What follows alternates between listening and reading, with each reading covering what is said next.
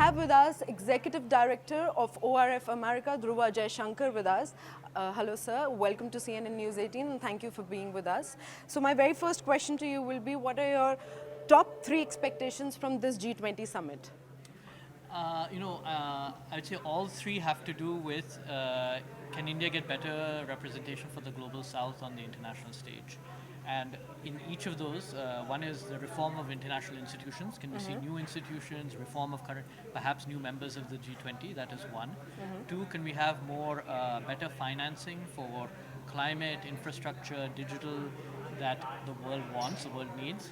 And 3, can we ensure sustainability and security for the global south? So food security, energy security. If you can have actual outcomes on all these 3 things, I think that would be very important. Okay, like we already know that Xi Jinping and Putin are missing from the G20 summit. How is this likely going to impact the G20 summit on the larger scale?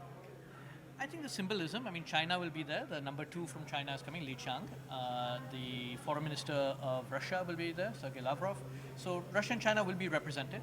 But obviously for their own reasons, President Putin and President Xi have decided not to come. I don't think that reflects anything about India per se. It reflects more about their own position and their own priorities and what they have chosen to do. All right. So this presidency of G20 is coming naturally to India. So do you think that India has rightly utilized this opportunity in the right direction? Well, it depends who you ask. Has India taken the full opportunity of this? One could argue yes. You've never seen this many events related to the G20. Or this many people brought together over, not just to this weekend, not just today, tomorrow and day after, but over the past few months. So I think if you look at the outcomes from that, my own organization has been involved a little bit in on the think tank side in engagement. But if you see business, there's the B20, the T20 think tanks, there have been investors meetings. So if you take all of that together, I think a lot has been done, a lot has been accomplished. All right. With this presidency, do you think we've really brought the developing world into a spotlight, especially in the global south?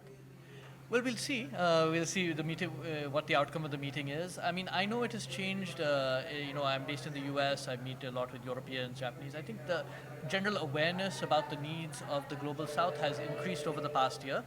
And India's G20 presidency has done some, that's not the only reason, but that has done quite a lot to highlight those issues. But we'll see really in the next few days in the outcome summit whether, again, a lot of these countries have said that kind of thing before, that they acknowledge the challenges in the developing world, but can they actually do something about it? That's what we'll see. Okay, one message for the young generation or our young audience out there watching this interview. I think staying with the theme of the past year, it is that international relations matter to you. They matter to each and every young person in India today, because it helps to shape where you will have opportunities to study, to work, what kind of study and work you'll do, what kind of technology you'll have access to, your cost of living, your everything like that, your lifestyles. A lot of things will be affected by what happens in the rest of the world.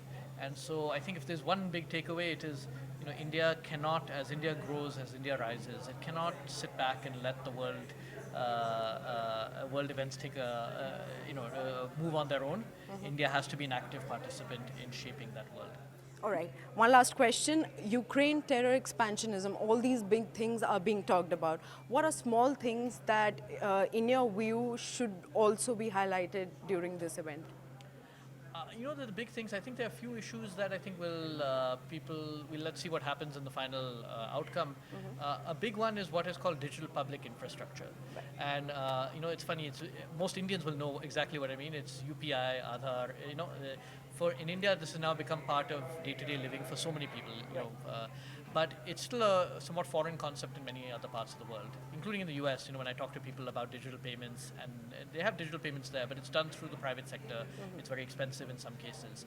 So I think the idea that you have a public infrastructure that is a digital backbone for the country's economy is really in some ways a novel idea, and one that over 50, I'm told by people at the World Bank, over 50 countries have expressed interest in this. So I think we will see hopefully this weekend some movement on that. This will be, DPI, which is a very technical term, will become much more common on people's lips around the world after this weekend, hopefully.